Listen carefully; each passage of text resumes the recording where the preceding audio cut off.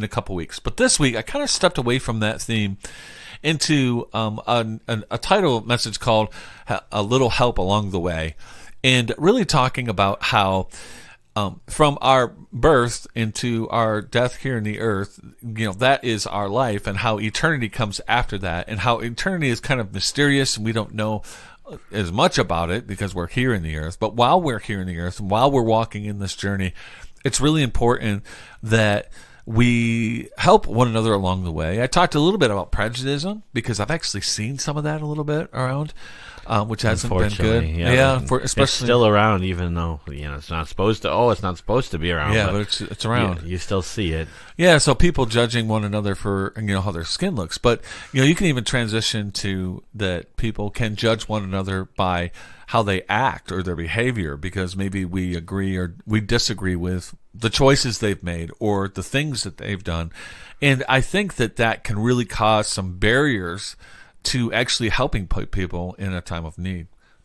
So we talked about that today. We talked about some of the classic scriptures, and we talked about Matthew chapter 6, where it says, "Don't judge lest you be judged. From the way you judge, you'll be judged, and by that standard of measure you'll be measured," which basically says that the standard that we put on people is the standard that we will be judged by. So we really need to be careful about that. It's not saying that we shouldn't judge or make moral judgments.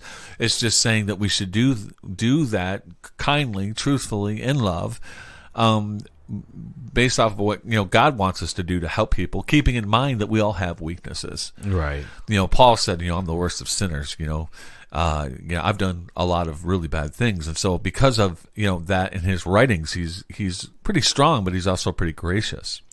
And so the Christians, the Bible calls us to carry one another's burdens.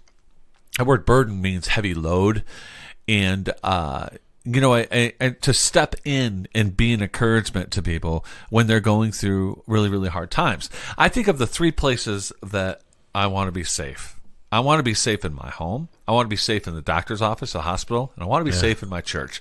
And being safe in my church means that I feel like I can go and be in my church, do my best to follow Jesus, make some mistakes, not be judged by those mistakes, but be helped and encouraged with those mistakes. Have there been times when pastors have given me a pretty strong word that I need to make adjustments in life because it just wasn't right? Absolutely.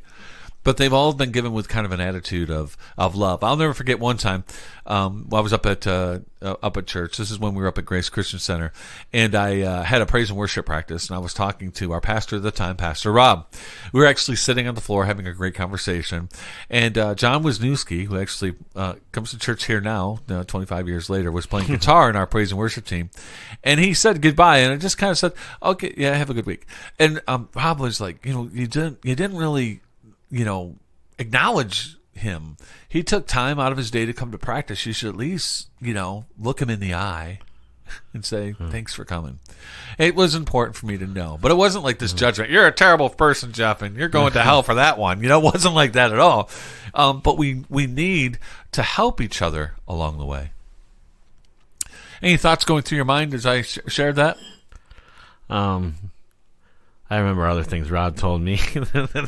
Yeah, give me one. You mentioned one. Yeah. One time, I don't know, I kind of understand this, but I remember I was doing youth ministry, and I was doing it in another church. So, I was, doing certain things, and he said, "You got to be careful because it's their building." And he also said, "I want to make sure that we're sticking to what our doctrine is," and that I had this other person had kind of come in and said some things, and he said, "I want to make sure that you're the one doing it, and I want to hear about these other things," because he was concerned in making sure that we stuck to what our belief system was as a church, and he had to kind of correct me on that. So be careful about bringing in other people that may not have the same interest as we do. Yeah. Into the church. Yeah. And I always remember that, and I kind of never did that again. I kind of learned. See, we learned from our mistakes too. I kind of learned from those mistakes. Yep. I know you ever had the mistake where you with your painting the youth center. Oh, gee, yeah, that was terrible. The floor. Yeah. And then Rob kind of took the blunt for that. All these things we've done in our past, we've all made our mistakes. For sure. Yeah.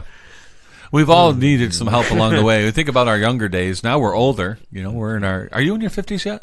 No. How old are you? 45. I don't want to 45. Well, you're getting there. And yeah, we're in our. You're in your 40s. I'm in my 50s. You know, and life is different for us, but we all need help along the way. So, hey, if you're listening to us. Just be kind of looking around for people that could use some help and some encouragement. And also, I wanted to say that if you are struggling, don't be afraid to reach out to a friend or someone you trust for some help. I think sometimes we get a little too independent, and we forget that we are not islands. We need some help. So, Yeah, that's for sure. what do you got for a song coming up? What are we doing now? Again.